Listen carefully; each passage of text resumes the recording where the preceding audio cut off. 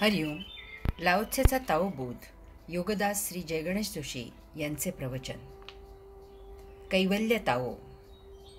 Laozi या ओवीचा शेवट करताना सांगतो की ताओमय असल्यामुळे तो शाश्वत स्वरूप असतो आणि त्या योगे त्याचे संपूर्ण जीवन दुःखापासून दूर असते.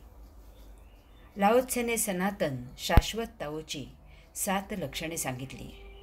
ज्याला शाश्वताच्या ताओ नियमांचे ज्ञान झाले तो सहिष्णू असतो, तो निष्पक्ष असतो, तो राजस असतो, त्याची नैसर्गिक स्वभावाशी तार जुळलेली असते, तो ताओमय होतो, तो शाश्वत स्वरूप होतो, तो दुःखातीत होतो. जोपर्यंत आपण भौतिकात रममाण असतो तोपर्यंत आपण शाश्वतापासून दूर असतो. आपण जितके भौतिक जवळ करावे तितका ताओ आपल्यापासून दूर राहतो, कारण ताओ शाश्वत आहे, तो अशाश्वताजवळ असू शकत नाही. ताओ अढळ, स्थिर, स्थित आहे. त्यामुळे ताओ या बदलणाऱ्या परिवर्तनीय जगतात असू शकत नाही. तो केंद्रापाशी प्रशांत, मौन, स्थिर आहे. परिवर्तन परिघावर होत असते. गडबड, गोंधळ, अस्थिरता परिघावर असते. ताओ तेथे असू शकत नाही. यामुळे आपण कितीही फिरलो, भटकलो तरी आपण विश्व केंद्र प्राप्त करू शकत नाही, कारण परिघावर अशाश्वतात आपले भटकणे भरपूर होते, परंतु आपली यात्रा होत नाही, यातायात होते. या भटकण्यात आपण भौतिकात गुरफटून जातो. सप्तरिपू आपला सतत पिच्छा पुरवतात. ते फक्त दुःखच निर्माण करू शकतात. त्यामुळे आपण सतत दुःखात पिचत असतो, कारण भौतिकात केवळ दुःख आणि दुःखच आहे. कधीकधी आपल्याला भौतिकात सौख्य झाल्यासारखे वाटते, परंतु वास्तवात येथे सुख असे काहीही नाही. जे सुख वाटते तो तात्पुरता आभास असतो, कारण भौतिक सुख हे दुःखाचा तात्पुरता अभाव असतो. त्याखाली दुःख सुखेनैव हसत असते. अल्पावधीत सौख्याचा मुलामा दूर होतो आणि पुन्हा दुःख वर येते. परंतु वर उल्लेख केलेली 7 ताओ लक्षणे ज्याच्याजवळ आढळतील तो ताओमय झाला, तो साक्षात्कारित झाला, तो दुःखापासून कायम करता दूर झाला. कारण असा योगी भौतिकात असूनही जीवनाला साक्षी असतो. तो त्या परिवर्तनात थांबत नाही. त्या परिवर्तनामधून देहादी इंद्रियांना जीवित ठेवण्यासाठी अत्यावश्यक इतकेच घेऊन तो सतत ताओत स्थिर, स्थित, समाधिस्थ असतो. यामुळे त्याला मृत्यू शिवत नाही, तो अमृत होतो. तो नदीच्या वाहत्या प्रवाहात उडी घेत नाही, तर त्या वाहत्या नदीमधून अत्यावश्यक इतकेच जल घेऊन पुन्हा तो त्या नदीच्या किनारी पथारी अंथरून परमात्म्याच्या ध्यानात स्थिर होतो.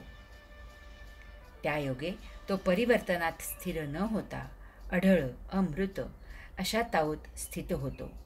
त्याच्या जीवनातून सुखदुःख हद्दपार होते. तेथे केवल स्थिती असते. तेथेच कैवल्यानंद असतो. हरिओम. खंड पहिला संपन्न. ओम तत्सत त्वम असि. Rulers, of the best rulers, the people do not know that they exist. The next best they love and praise. The next they fear. The next they revile.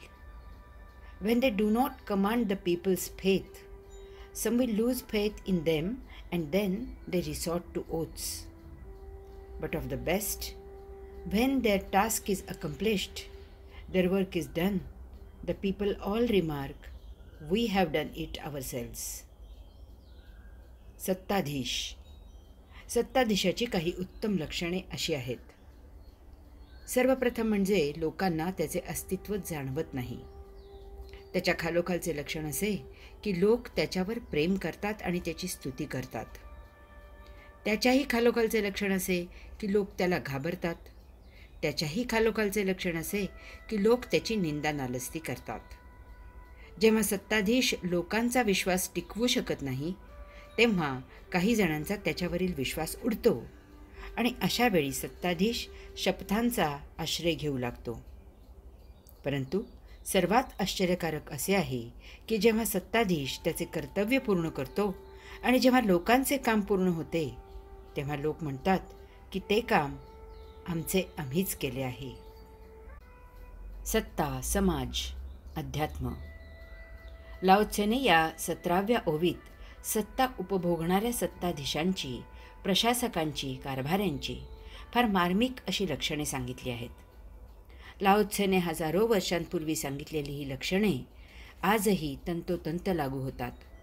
लाओ त्से केवळ अध्यात्मच सांगत नाही, तर त्याला समाजीकरणाचेही मर्म छान उमजलेले होते. त्याचे अध्यात्म समाजाभिमुख होते की त्याचे समाजीकरण अध्यात्माभिमुख होते हे कळणे अवघड आहे. इतके ते एकरूप होते, एकमेकांना पूरक होते, एकमेकांना उपयुक्त होते. बहुधा याचमुळे त्याकाळी सम्राटाने त्याला देशाचा पंतप्रधान होण्याची गळ घातली असावी. अध्यात्म, राजकारण, समाजीकरण इत्यादी हे असे विलक्षण एकीकरण आपल्याला आपल्या श्री समर्थ स्वामी रामदासांमध्ये पाहायला मिळते. नुसते अध्यात्म, नुसते राजकारण, नुसते समाजीकरण करणारे अनेक पाहायला मिळतात, परंतु हा असा समसमायोग महाविलक्षण आणि अद्भुत आहे, नतमस्तक व्हायला लावणारा आहे. साधक, साधू, संन्यासी यांना समाजातच राहावे लागते, त्यांनी तसे राहावेही. यास्तव सत्ताधीश आणि समाज या दोहोची उत्तम सांगड घालूनच सर्वांनी आपला आत्मोद्धार साध्य करायचा आहे. समाजात नित्य घडत असलेल्या घटनांमुळे साधक, योगी, संन्यासी यांनी कधीही विचलित व्हायचे नाही. यासाठी समाजात राहत असताना या सर्वाचे भान सर्वांनी ठेवले पाहिजे, असा लाओ त्सेचा दृष्टिकोन आहे. सत्ताधीश आणि समाज यांच्यात सामंजस्य, एकोपा, सहकार्य राहावे म्हणून साधुसंत, योगी, संन्यासी यांनी यासाठी प्रयत्न करावा, असाही लाओ त्सेचा स्वतःच्या आचरणातून उपदेश आहे. त्याचा उपदेश अध्यात्म आणि समाजीकरणाला एकत्र घेऊन जाणारा आहे.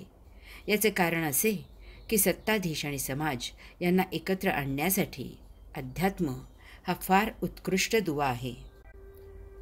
यातही लाओ त्सेने एक फार महान उदाहरण स्वतःच्या आचरणातून घालून दिले आहे. सत्ताधीश आणि समाज यांना एकोप्याचा सदुपदेश देताना तो स्वतः आयत्या चालून आलेल्या पंतप्रधान पदापासून दूर राहिला. त्याने प्रत्यक्ष राज्यकारभारात भाग घेतला नाही. भगवंत श्रींनी अनेक राजे आणि त्या अनुषंगाने राज्य जिंकली, परंतु स्वतः कधीही साम्राज्याची अभिलाषा धरली नाही. श्री समर्थ रामदास स्वामींनी राजकारणासाठी सदुपदेश केला, परंतु कधीही स्वतः सत्तेत सहभागी झाले नाहीत. जसे भौतिकात घडते, वैयक्तिक जीवनात घडते, कुटुंबात घडते, तसेच समाजातही घडते. समाज हा भौतिकाचाच एक भाग आहे. याचाच एक भाग आपण आणि आपले कुटुंबीय आहोत. यामुळे अशा घटना आपण आपल्या अंगवळणी करून घ्यायच्या आहेत. एरवी आपली मनःशांती आपण टिकवू शकणार नाही. यासाठी ही सत्ताधीशांची लक्षणे उपयुक्त आहेत. हरि ओम.